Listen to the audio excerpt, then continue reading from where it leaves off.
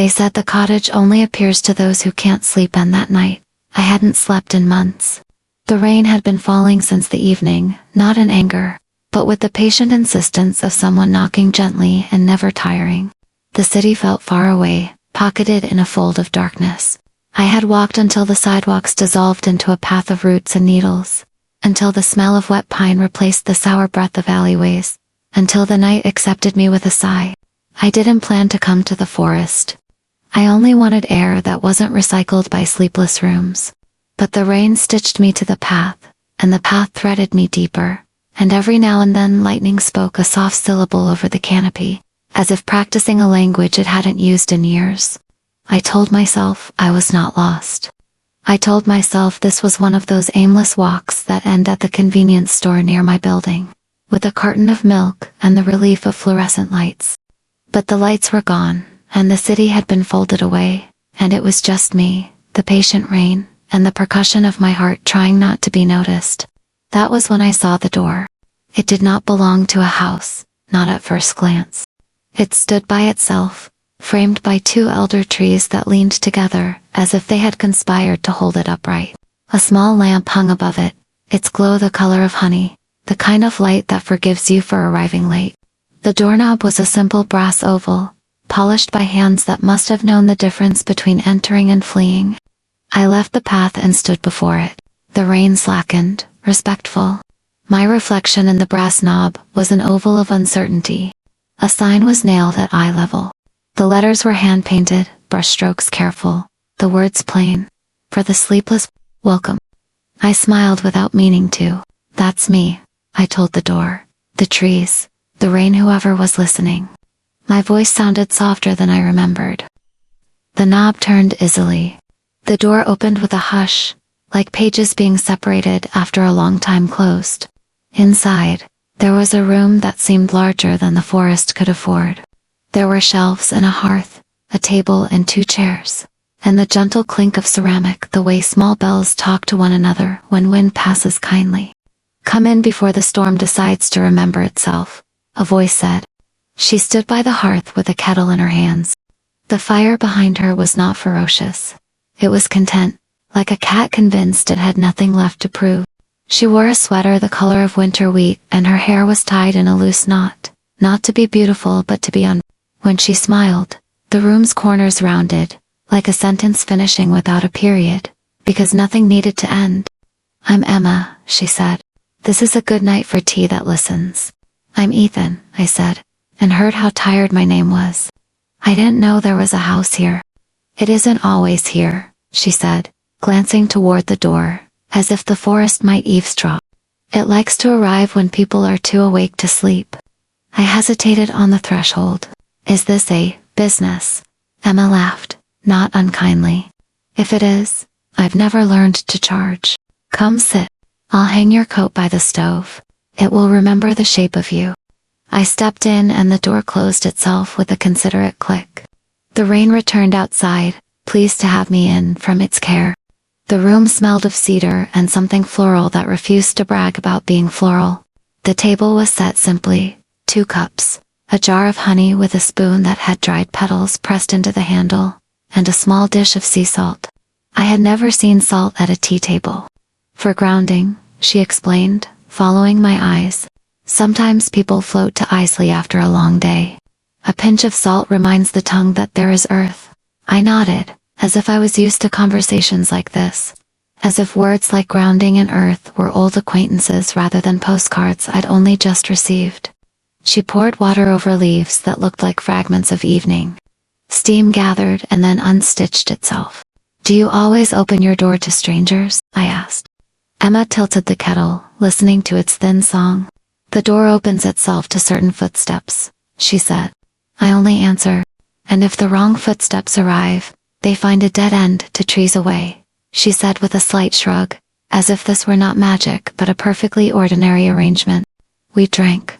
The tea was bright at first sip, then quiet the way a good conversation makes room for you after the hello. I tasted chamomile, or what I thought was chamomile, but there was something else, the kind of sweetness you can only notice when you've stopped insisting on more. How long have you not slept? She asked, Not as a doctor in an appointment, but as a friend turning a photograph around to study it together. Months, I said, too quickly. Not continuously.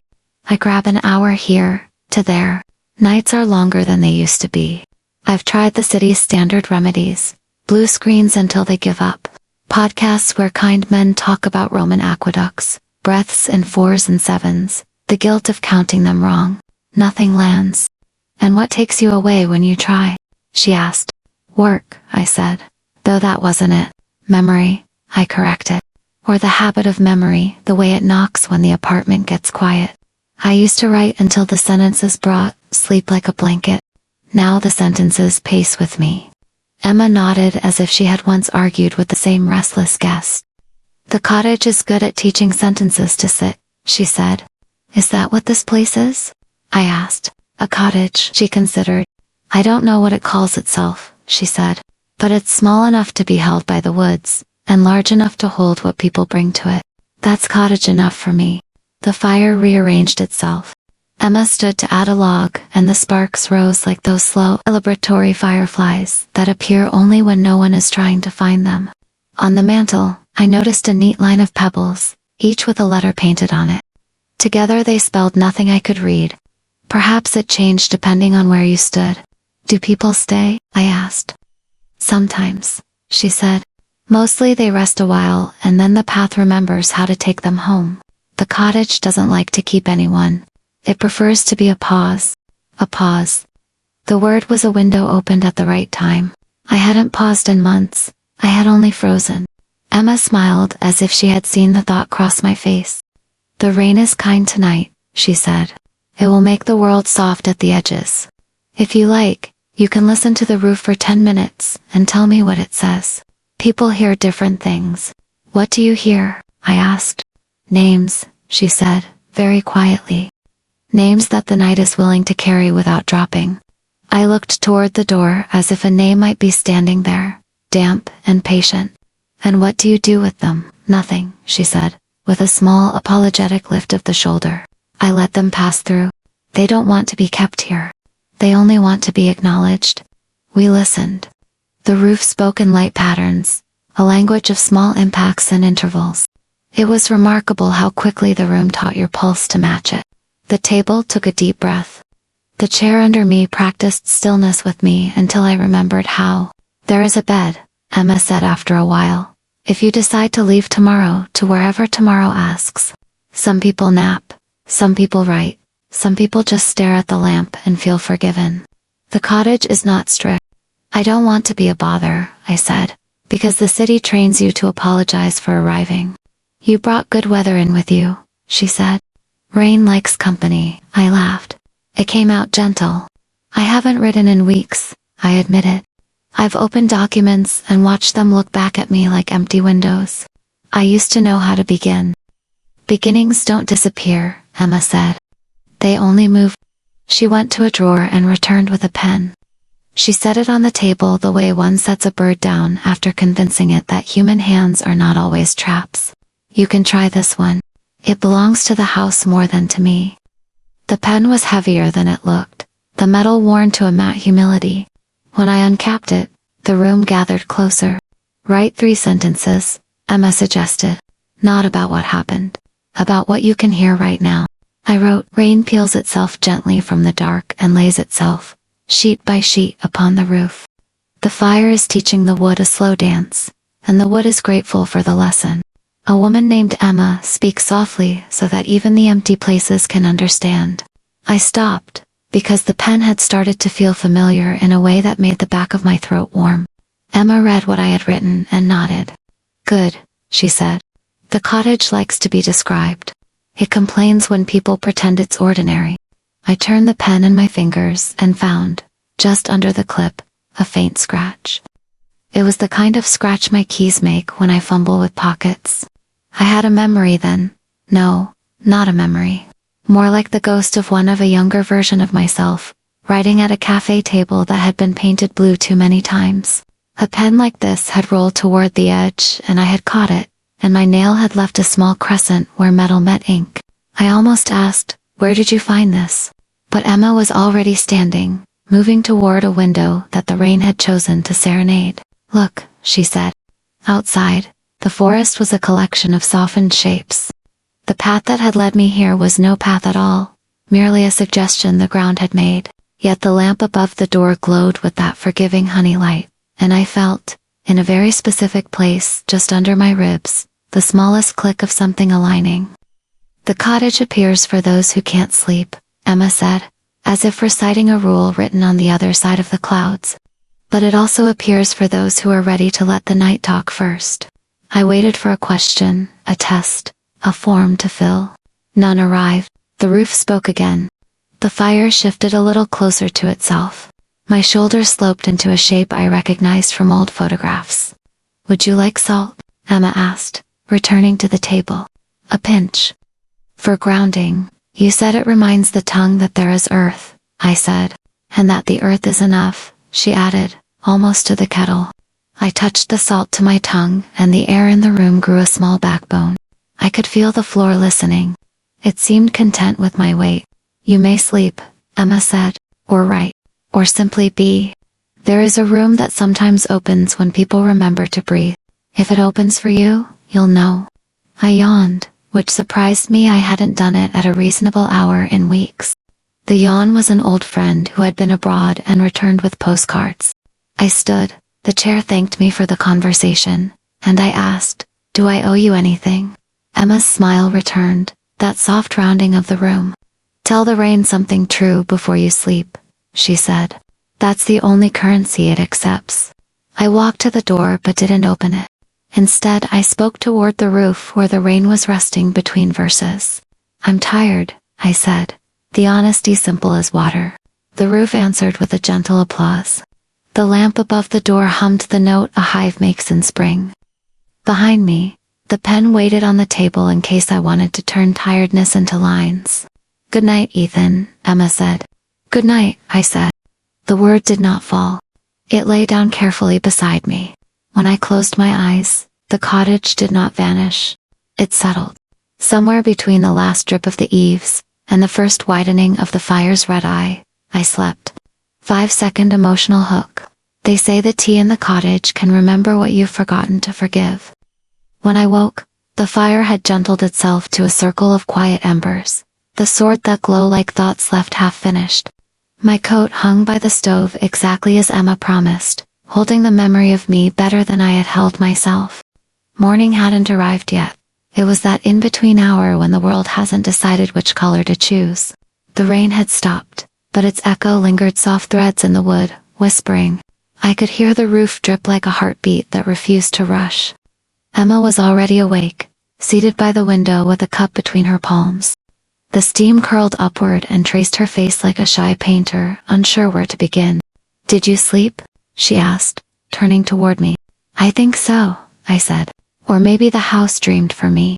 "That happens," she said with a smile. "Sometimes it lends dreams the way neighbors lend sugar." I joined her at the table. The cups had changed. Last night they were pale blue. Now they were amber, like the inside of old honey. "Do they always change?" I asked, touching the rim. "They match the tea," she said. "And the tea matches you." "What kind is it today?" "Something the forest grew after listening to storms," she said. "It remembers how to be calm afterward." The water inside the kettle began its low hum again. The sound filled the room like an easy conversation that didn't need words. Emma poured the water over the leaves and watched them unfold. "Every leaf," she said, "has kept a secret longer than we ever could." I closed my eyes. The steam carried a faint sweetness, not flowers exactly, but something that had once watched flowers bloom. "It smells like peace that took time to earn," I said. Emma laughed softly. "Then you're learning its language." She added a drop of honey to each cup. "Honey is memory made gentle," she said. "It reminds bitterness that it once was not." I watched the golden thread dissolve into the tea, and I thought about how many things in my life had turned from sweet to bitter, without anyone teaching them how to go back. I lifted the cup. The heat kissed the space between my fingers. "When people drink this tea," I asked, "does it help them sleep?" "Not always," she said. "Sometimes it helps them wake, just a little more kindly." I took a slow sip. The flavor was quiet and deep, like water that had been listening all its life and finally decided to answer. For a moment, my chest loosened. My heartbeat seemed to learn a slower song. "There," Emma said. "You found a pause." "I think it found me," I said. She smiled. "That's how pauses work." Outside, the light began to move through the trees, thin, golden ribbons threading between trunks. Somewhere, a bird rehearsed a single note. It wasn't dawn yet, only the idea of dawn. "Will it stay like this?" I asked. "This calm, for a while," she said. "The cottage holds calm, the way your hands hold tea warmly, but never forever. When it cools, you pour again." Her words settled in me like stones at the bottom of a stream, solid, patient, shaping the flow without demanding it stop. Emma stood and took another jar from the shelf. Inside were leaves the color of dusk. "This one," she said, "is for remembering what should be remembered, and the other, for forgetting what should be forgotten." She placed both jars before me. "Most people can't tell which is which until they drink." "Which one do I need?" She tilted her head, thoughtful. "You already started with the right one," she said. "The house knows." We sat without hurry. The world outside seemed to breathe in time with the fire. I noticed that the flame had stopped crackling and now purred quietly, as if listening. "Do you ever leave this place?" I asked. "Sometimes," Emma said. "When the forest asks me to. But mostly, I stay until someone learns how to rest again. And then the cottage sleeps too," she said, gazing toward the window. "It likes to dream that everyone it helped found their morning."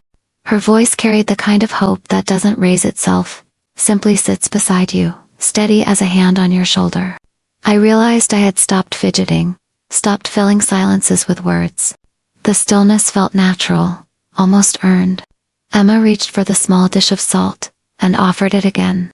"For grounding," she said. I took a pinch. The salt melted against my tongue, reminding me that the body, too, is a kind of earth. The kettle sighed its last breath of steam. Emma leaned back, eyes half closed. "If you listen carefully," she said, "you can hear what the tea remembers." "What does it remember?" "Everything you've forgiven in your sleep." I looked down at the cup. The surface trembled once, as if agreeing. I thought of old arguments that had faded without ceremony, of names that no longer stung, of all the nights I'd held on to anger, just to feel less alone. The tea tasted like letting go. They said the books here did not tell stories. They kept hours that no one had time to hold. By the time the idea of dawn loosened into actual light, the room had settled into a patient hush. The fire practiced small breaths. The kettle dozed. I stood, stretched, and felt something in my chest choose a less defensive shape. Emma nodded toward the far wall. "If you like," she said, "the shelves are open. They keep quiet hours. Borrow one." The shelves were simple pine, polished by the passing of many unhurried hands. Each spine was unlabeled. No titles, no authors, only a small painted dot near the bottom. Blue, green, amber, silver. When I ran a finger along them, the dots warmed as if they recognized being considered. "What do the colors mean?" I asked. "Seasons," Emma said. "Not the ones outside. The ones inside us." I let my hand rest on a spine with a blue dot. It hummed faintly, like a seashell cupping a distant shore. When I pulled it free, the book felt heavier than paper and lighter than regret. I opened to the first page. There were no printed words, only a pale gray field, as if the page had been left in a mist and returned with a memory of it. Then, very gradually, handwriting appeared, not ink, but pressure. As though the lines were made from the weight of someone's careful attention. An hour from a winter afternoon, the page wrote itself, saved from the noise that might have scattered it. I turned the page. A chair creaked in a familiar, forgiving way, not from the room, but from the paper. I could hear steam, not see it. The book was not telling a story. It was letting me sit inside a piece of time. "This one is." I searched for the right word. "Kept," Emma supplied. I read slowly, which is to say I listen. There was the soft thud of boots by a door, a hand learning where to hang a coat, a window resigning itself to the kindness of frost. I felt the hour pooling around my ankles like shallow, warm water. There was nothing to solve. The hour did not need me. It allowed me. On the third page, a margin note surfaced, faint and earnest. It's enough to be here. The handwriting looked like mine might have looked if I had allowed it to be less ambitious. Who writes these? I asked. People, Emma said, mostly without knowing. When an hour is tended, nursed back from being lost, the shelf keeps a copy. It lends them when someone forgets how to be inside one. I turned to the middle of the book and found a blank spread, except for a thin pencil line running from top to bottom, like a horizon looking for a sea. This one hasn't been kept, I said. Not yet, Emma agreed. Some pages come here unfinished. They wait for the right kind of reader to breathe near them. I closed the blue book and slid it back. My hand drifted to a green dot. This one opened to the sound of leaves deciding not to speak all at once. A faint citrus traveled from the page to my tongue. A porch, a glass of water, the long shadow of nothing, urgent an hour, that had refused to be harvested for productivity, and had survived. What happens if someone takes these home? I asked. They don't travel that way, Emma said. But they do follow. Once you borrow an hour here, you start noticing it outside the way the city has its own hidden shelves. I smiled. I'd like that. Emma tilted her head toward a short ladder. Top row, she said. Amber dots. Those are for the hours that want to be finished with you. I climbed gently. The wood had the soft give of something that trusted it was being used kindly. I chose an amber book, carried it down, and opened it at the table. A faint warmth, Rose Baker's oven warmth, not heat. The first page offered a sentence, as simple as a hand held out, an hour that began with too much and ended with enough. The pen Emma had lent me rested where I had left it. I touched it and felt a small, unmistakable click inside myself, the sound of a drawer finally sliding true. The amber hour waited without pressure. What am I supposed to do? I asked. Emma poured a little water into the cups, not tea, just water that had recently been to the boil and come back kinder. Not supposed, she said. If you want, write one thing you will do slowly today, that anchors the hour. The request was modest enough to be possible. I wrote, today I will put my coat on as if greeting an old friend. Today I will let a window stay a window instead of turning it into a mirror. Today I will say the word later without meaning never. The lines looked shy, but they stood. The next page offered an empty square, just enough space for something small. Without thinking, I drew the silhouette of the lamp above the door. The shape honey light simple made the hour feel held. Emma glanced and nodded. Good. Lamps are promises to return. Outside, the forest practiced its own slow hours. Light shook loose from the leaves in friendly pieces. A thin path reconsidered itself into clarity. Somewhere, a creek told the same story it told every day, with a new detail only the rocks would notice. I turned the final page. At the bottom, in tiny letters, a question waited. Do you need to keep this hour, or can you let it keep you? A small checkbox sat beside each option. I checked the second. When I closed the book, a gentle weight stayed in my hands before dissolving. I remembered how my father used to let me hold the steering wheel on an empty road, not to drive, but to learn the shape of direction. The hour had done that for me. The shelves, I said, searching for a way to describe the feeling. They remind me that time is not chasing us. It's asking politely. Emma smiled, and for a moment the room looked exactly like the inside of a yes. The cottage doesn't keep time, she said. It keeps company with it. We sat, not to fill the silence, but to share it. The fire made a sound like a cat turning over in sleep. The cups cooled to a temperature that meant someone would soon want more. The pen shone dully, patient. May I borrow this hour? I asked, tapping the amber book. You already are, Emma said. Take it with you by using it where you go. The idea of going no longer felt like a loss. It felt like stepping from one held space into another. I put the book back gently, the pine whispering a small approval. As I returned to the table, I noticed the pebbles on the mantel again, the painted letters forming nothing certain. I changed my angle. For a heartbeat they spelled rest. Then the words slid apart into harmless fragments, as if privacy were being politely restored. Emma followed my gaze. Sometimes, she said, what we need to read reads us first. I think I'm learning how to be read, I said. Good, she answered. There's a room that sometimes opens for readers. I breathed in, slow and deliberate. Somewhere in the house, a latch sounded quiet as a held note finding its place in a chord. They say the lake behind the cottage never ripples, it waits for those who forgot how to breathe. Morning had finally committed itself to light. It was the soft kind of morning that doesn't wake you. It just sits beside you until you stir. The cottage had its windows open now, letting the forest exhale. A trail of mist moved lazily across the floorboards, like a guest who never learned to hurry. Emma was folding a wool blanket. There's a lake behind the cottage, she said, without looking up. Would you like to see it before the day remembers its noise? I nodded. She handed me a scarf gray, threaded with something that caught the light in quiet ways. It gets cool by the water, she said. And sometimes, quiet asks for company. We stepped outside.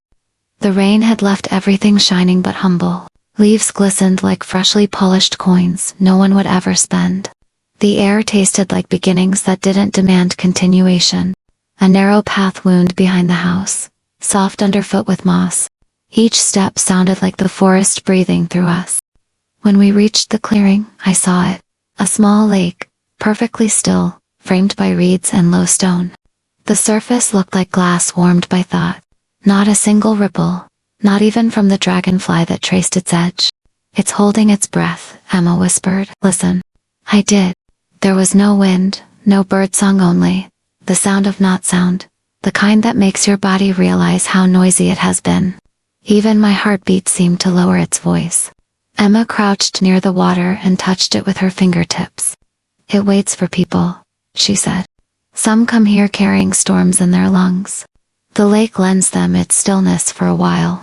Does it work? I asked. Only if they remember to give it back. She looked at me then, and I realized she meant more than breath.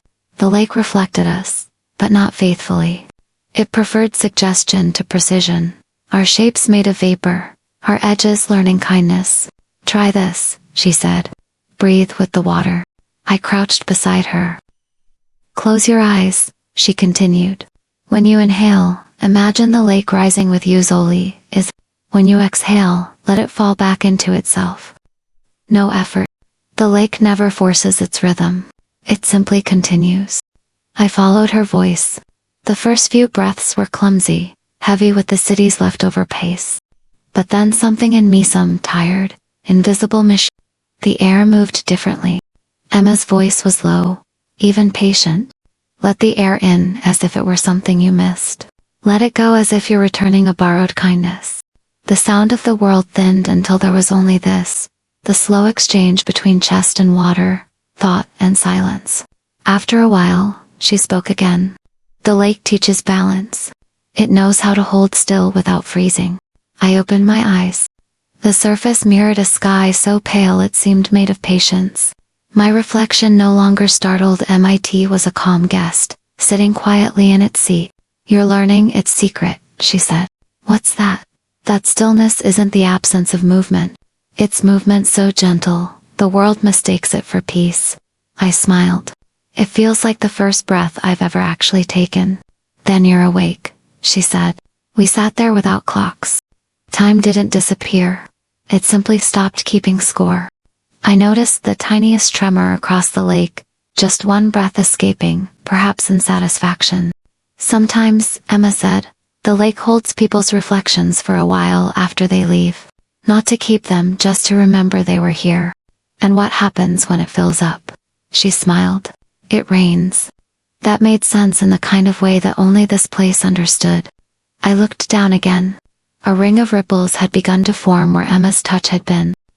They expanded outward, reached the reeds, then gently returned. See, she said. It remembers how to give back.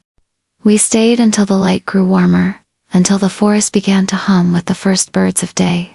When we finally stood, I felt lighter, as if some small weather system inside me had cleared. As we walked back, Emma said softly, when you can't sleep, remember this rhythm. The lake doesn't stop breathing when you leave. You can always borrow it. I nodded, memorizing the soundless pattern. Inhale, rise, exhale.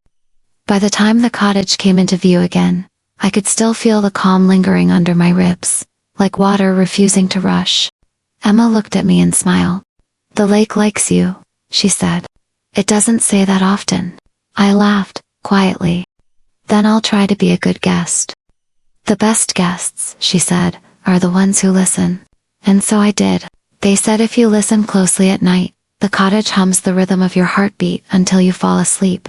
That night arrived the way gentle things do without announcement. The forest dimmed itself. The sky loosened its stars like buttons undone by trust. Inside, the cottage glowed from the fireplace, a quiet pulse of amber light breathing with the room. Emma placed 2 cups of warm milk on the table. "No tea tonight," she said. "The house prefers silence with a little sweetness." I nodded. The milk steamed softly, carrying the faint scent of honey and cedar. It felt like a lullaby I could hold. When she sat, the floor beneath us creaked once a long, slow note, neither complaint nor warning. Emma tilted her head slightly. "It's starting," she said. "What is the floorboards? They remember footsteps, and sometimes at night, they turn them into songs." I listened. At first, only the fire. Then, beneath it, something subtle, a sequence of small groans and soft knocks, each perfectly timed, like an instrument tuning itself in another room. "It's not the wind?" I asked. Emma smiled. "The wind has no rhythm. This one listens before it plays." We both sat still. The sound deepened with stretching, sighing, humming, as if the whole cottage were exhaling a story too tired for words. "Do you hear it?" she asked. "Yes," I whispered. "It's familiar." "Every guest hears their own pattern," she said. "The floorboards translate restlessness into rhythm." I closed my eyes. The sounds arranged themselves into a slow, heartbeat-like cadence. Thump, pause, creak. It reminded me of lying on my grandmother's porch as a boy, hearing the house settle around me as if to say, "I'm still here." Emma poured a little more milk into my cup. "It's patient music," she said. "The kind that waits for you to stop trying." I let the rhythm guide my breathing. The creaks became softer, the gaps longer. Each note lingered, like it had nowhere better to be. Somewhere near the hearth, a plank clicked twice a sound that could have been laughter, if houses ever laughed. "When people leave," Emma said, "the cottage keeps their steps as melodies. It plays them on nights when someone new needs to remember they're not alone." "That's beautiful," I said. "It's practical," she corrected gently. "Loneliness is loud. Music softens it." The melody shifted. Now it pulsed slower, matching my pulse. Each vibration rolled through the floor into my spine, steady and safe. I realized my shoulders had lowered. My jaw had unclenched. Even my thoughts had turned rhythmic, gentle, rounded, without edges. Emma stood and placed a blanket around my shoulders. "You can stay here tonight," she said. "The cottage likes company when it sings." "What about you?" "I'll listen from the next room," she said. "The song knows where to find me." I looked toward the window. Outside, the lake was invisible but present, its stillness seeping through the glass like an unseen light. The stars had rearranged themselves into something slower, kinder. The floor sang again. This time, I could almost hear words. "You are here. You are safe. Rest." The syllables weren't spoken. They existed in rhythm alone, the way waves say yes without ever needing to explain. Emma's voice came softly from the doorway. "When you lie down, place your palm on the floor. It helps it learn your heartbeat." I smiled. "So it can remember me later." "So it can remind you now," she said. I moved to the small bed beside the hearth. The blanket smelled faintly of smoke and lavender. I pressed my palm to the wooden floor. Warmth met warmth, slow, patient, curious. For a long while, nothing happened. Then, almost imperceptibly, the rhythm returned beneath my hand, a pulse within a pulse. The house was listening. "Good night, Emma," I murmured. "Good night, Ethan," she answered. "Let the floor keep time." "You don't have to." The last thing I heard was the fire turning over in its sleep, and the gentle percussion of the floorboards counting down the distance between wakefulness and dream. They say if the cottage accepts you, it returns something you lost before you ever arrived.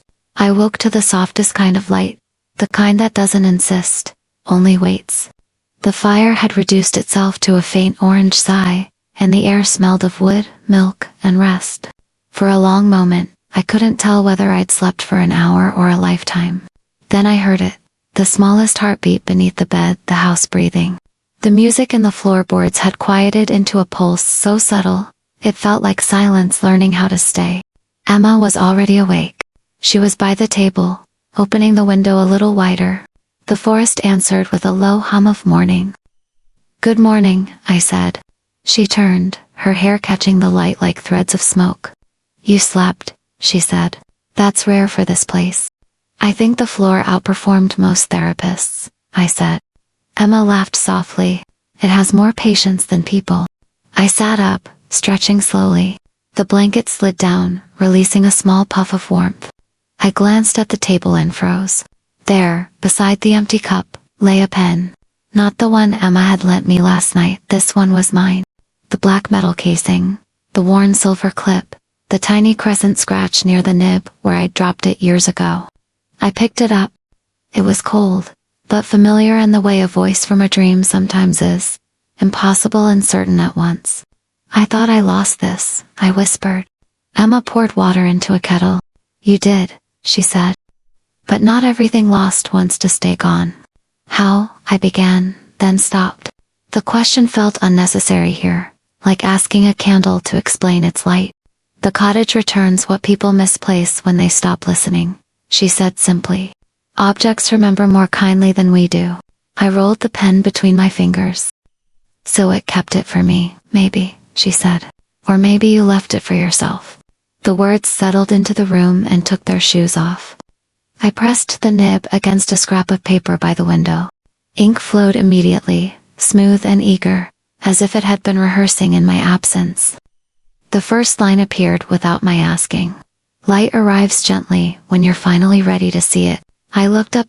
Emma was watching, smiling like someone who has seen this before. "The house likes to witness beginnings," she said. I thought I was done writing, I admitted. "The words stopped feeling like friends. Then start with strangers," she said. "They turn friendly eventually." The kettle began to hum. The sound threaded softly between us, like a quiet approval. "Emma," I said, "have you ever lost something here?" She paused. "Once," she said. "A voice, yours?" "Yes," she said, with a little smile. "When I first came, I could only whisper. The cottage lent me silence until I found the right tone." I nodded, tracing circles on the page with the pen. "Does everyone find something here? Only what they're ready to carry again." The window caught a new light. The lake beyond the trees reflected a soft gold, trembling slightly with morning air. Emma poured 2 cups of tea the first of the day. "Try this," she said. "It's made with dawn leaves. They only grow when the night has been kind." I took a sip. It tasted like warmth that remembered being cold. The room seemed brighter now, but not in a way that chased shadows. It illuminated them gently, like forgiveness. I looked down at my notebook and began to write, not for an audience, not even for understanding, but for breathing. The sentences came slowly, without pressure. The ink moved at the same pace as thought. "You'll leave soon," Emma said quietly. I looked up. "How do you know?" "The cottage only keeps people until they learn its rhythm," she said. "Once your pulse and the houses are the same, it lets you go. And if I don't want to leave," she smiled, "then it will wait for you to rest again." The clock above the mantel ticked once its only sound since I'd arrived. I capped the pen and held it between my palms. "Then I suppose it's time." "Not quite," she said. "Dawn hasn't finished returning everything yet." She pointed to the window. Outside, the lake shimmered, breathing softly under the first true sun. I followed her gaze and for a heartbeat. I could swear I saw my reflection standing on the far bank, waving, before dissolving into light. When I turned back, the pen in my hand was warm. "They say every sleepless soul leaves a letter here in one night. The cottage decides whom to send it to." After breakfast, the world seemed to be made of hush. Even the birds sang slower, as if unwilling to disturb the shape of peace the lake had drawn. Emma was at the table again, writing. Her handwriting was small and curved, each letter a quiet gesture of patience. "More tea?" she asked without looking up. "Yes, please," I said. The words came softer now, as if the house had trained them to be kind. She poured a gentle stream into my cup. "Do you know," she said, "this is when the cottage likes to write its letters." "Letters?" She nodded toward the far corner of the room, where a wooden box sat on a stool. The box was plain, except for a keyhole shaped like a teardrop. "When someone leaves," she explained, "the house keeps their last words for a while.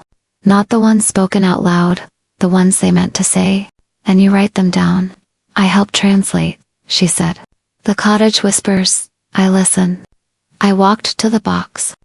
Its surface felt warm, as if it had been touched by many unhurried hands. "Can I read one?" I asked. Emma shook her head gently. "They're not for us. The cottage decides when and to whom they belong." She looked toward the window. "Sometimes, when a new traveler arrives, one of the letters slides open on its own." I thought about the people who must have passed through before me, how many hearts had rested here, how many stories had exhaled into the wood. Emma stood, fetched a small envelope from the shelf, and set it before me. "This one opened last night," she said. "Maybe it's for you." My name wasn't on it, just a faint marca crescent ink stain, like a fingerprint of moonlight. I opened it carefully. Inside was a single sheet of paper, written in ink so pale it almost wasn't there. I began to read. "To whoever cannot sleep, I hope this finds you on a quiet night. The rain outside your window is not impatient. It's knocking softly, asking if you're ready to let it sing for you. You don't have to finish the day. You don't have to be fixed before morning. There is a rhythm waiting somewhere, perhaps under a floorboard, perhaps in your own chest. Listen to it. The world will still be here when you wake. You can rest now." A friend who once stayed awake too long. When I looked up, the light through the window had grown pale gold. Emma watched me, her smile not intrusive, just there like a chair someone pulled out for you before you arrived. "The cottage writes simply," she said, "but it knows what matters." I read the last line again. "You don't have to finish the day." The words sat in my chest like something both fragile and true. "I think this one was meant for me," I said. Emma nodded. "And for someone else, someday, when you write it again in your own way." I folded the letter and placed it back into the envelope. The ink shimmered faintly, as if aware of being seen. "What happens to the letters after that?" I asked. "They rest," she said, "until the next sleepless traveler needs to borrow their calm." I looked toward the lake through the open door. The water held its breath again, perfect as still glass. Maybe, I thought, peace doesn't belong to anyone. It just passes through us, one night at a time. Emma brought me paper and a pen. "Would you like to leave one too?" I hesitated only for a breath. "Yes," I said. "Maybe it will find someone." The pen moved slowly, obedient to the quiet. "Dear sleepless one, if you are reading this, the night is already gentler than you think. Somewhere, a house is breathing with you. Somewhere, a lake is waiting to match your heartbeat. You are not broken. You are only awake in a different part of time. Sleep will find you when it's ready. For now, let the world hum you to rest." I sealed the envelope and placed it inside the box. The wood made a faint sound like gratitude, or recognition. "Will it reach them?" I asked. Emma smiled. "It already has." The clock on the wall ticked once, and the wind stirred the curtains. A new calm filled the space, the kind that stays. Outside, the forest shimmered with morning light, and the lake exhaled again. I took a deep breath. For the first time, I didn't mind being awake. They say there's a door in the cottage that doesn't open with hands but with breath. The afternoon came softly, almost unnoticed. The kind of light that doesn't fall, but settles like dust that knows it's welcome. Emma was outside, hanging linens that fluttered like half-remembered songs. I sat at the table, reading what I'd written that morning. My pen lay beside me, patient, like an old friend who didn't need attention to stay. The cottage was quieter than usual. No fire, no kettle, no footsteps. Just a hush so complete it made me aware of the air itself, how it entered and left, the small rhythm that meant still alive. That was when I heard it, a soft click, somewhere deep within the house. I looked around. The door to the lake was open, the window to... Yet this sound came from elsewhere, an interior place, a hinge long unused. Then I remembered Emma's words. There's a room that opens when you remember to breathe. I inhaled slowly. The air carried the faintest hint of lavender and ash. When I exhaled, something in the wall shifted like a sigh behind plaster. A narrow seam appeared where the light bent oddly, just left at the bookshelf. At first it looked like a shadow, but when I drew nearer, I saw a thin outline, the shape of a door pretending not to exist. I placed my hand against it. The wood was warmed out from sun or fire, but from recognition. With the next breath, the seam widened. A breath after that, it opened. Inside was a room smaller than a memory. The air smelled faintly of old paper and rain-soaked pine. Light came from nowhere in particular. It was as if the room made its own morning. There was a desk, a chair, a window too narrow for a person but perfect for a thought, and on the desk lay a single object, a photograph. I picked it up. It showed a younger version of me smiling, wind in my hair, holding a notebook. Beside me stood someone I had almost forgotten, my father. He had his arm across my shoulders, and both of us were laughing at something outside the frame. The image trembled slightly, not from my hand, but from the air itself, like the room was breathing with me. I sat down. The chair adjusted to my weight with a small, approving creak. For the first time in years, I didn't feel like an intruder in my own past. On the desk was also a folded sheet of paper. It was written in my handwriting, though I'd never seen it before. When you forget who you are, find where you breathe. The world will try to make you hurry. You don't have to keep pace with noise. You are allowed to arrive slowly. I let the words settle inside me. Every line felt like something I might have written on a night when I needed to be told I still existed. Behind me, the floor made a soft sound, almost like the cottage, shifting to make room for what I was remembering. I whispered, "Is this what it wanted to show me?" No answer came, but the silence seemed to nod. Outside the narrow window, I saw movement, a single feather drifting past, white against the darker green of the forest. It rose and fell in the rhythm I'd learned by the lake. I breathed in time with it. Each inhale deepened the room. Each exhale softened its walls. It was as though the room itself was built from air, appearing only when invited by calm. After a while, Emma's voice came gently from the doorway. "You found it." "I think it found me," I said. She smiled. "That's how doors work here." She stepped closer, her footsteps respectful, as if not to disturb the air. "Most people have one," she said. "A room that opens only when they're ready to sit with themselves." I nodded. "And if they never are, the door waits," she said. "Houses have better patience than hearts." I looked around once more. The photograph still glowed softly on the desk. I wanted to take it, but some instinct told me it belonged to this air, this silence. I placed it back carefully. The image pulsed once, faintly like gratitude. Emma touched the doorframe. "When you leave, the room will close again. But it doesn't disappear. It just waits for breath." "Like sleep," I said. "Exactly." We stood there quietly, letting the room breathe us instead. After a long silence, I asked, "Do you have a room like this, Emma?" She smiled. "Mine opens when someone else finds theirs." I turned back to the narrow window. The feather was gone, but its path lingered like a trail left by peace itself. "Breathe," Emma whispered. So I did. The room brightened, then softened, and with my next exhale, it slowly folded back into the wall, leaving only the faint scent of pine and paper and a warmth that stayed under my ribs like a secret. They say when the lake is still enough, it remembers the names we could never say goodbye to. The afternoon slid quietly toward evening, like a breath exhaled into gold. The lake waited in its usual stillness, a mirror too gentle to insist on reflections. Emma and I walked in silence, each step softened by moss and memory.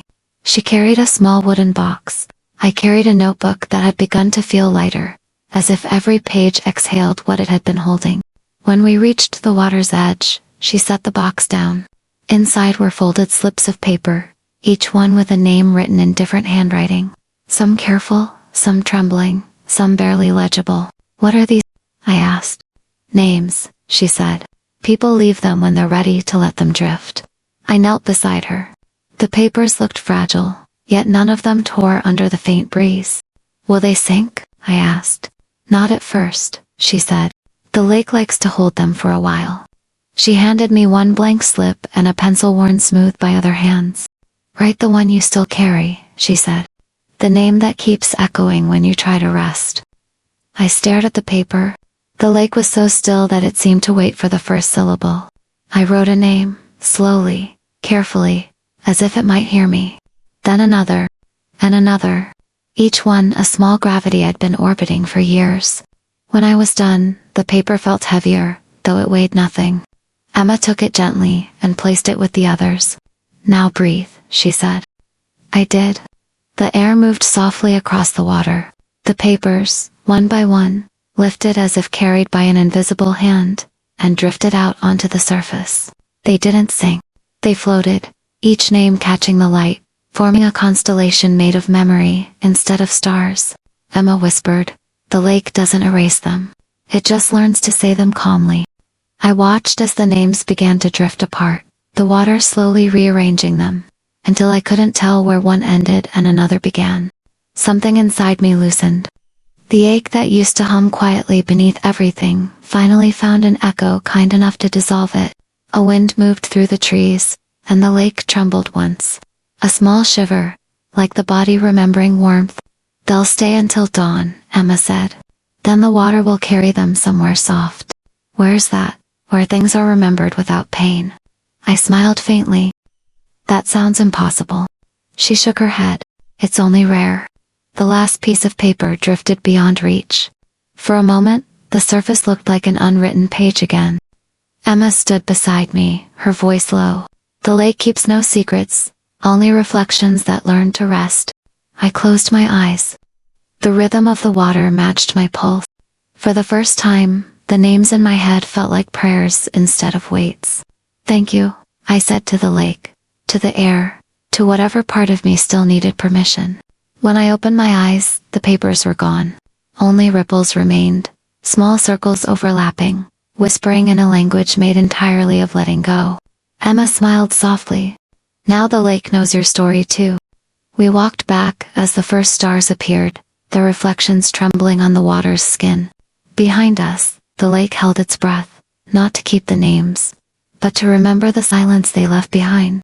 They say when you finally leave the cottage, the morning follows you for the rest of your life. When I woke, the light was already waiting. It filled the room like kindness that had been practicing all night. The fire was out. The cups were empty. The floor beneath me was warm. A last quiet heartbeat from the house. Emma stood by the open door. The lake behind her caught the new day in soft silver. You slept, she said with a smile. Even the floor stopped counting. I almost don't want to wake, I said. That means you did it right. We shared a silence that didn't need to be filled. The world outside hummed with small beginnings, the wings of something unseen, the sigh of trees stretching into light. Will it remember me? I asked. Emma looked at the beams above us. The cottage remembers everyone. It just doesn't keep anyone. I nodded. The truth was gentle enough to hold. She handed me a small envelope sealed with wax, faintly warm. What's this? A letter, she said. The house wanted you to take one. It doesn't open now, only when you forget. I slipped it into my coat pocket. That might be soon. She smiled. That's fine. Forgetting is how it knows when to remind you. Outside, the morning waited without hurry. The air was clean, wide, full of things that hadn't yet chosen their shapes. As we stepped out, I turned once more toward the door. The house looked exactly the same, yet smaller somehow, like it no longer needed to prove it existed. Emma closed the door, but not completely. It never locks, she said. Peace should always be able to walk back in. We walked down the path. Dew clung to the moss like transparent thoughts.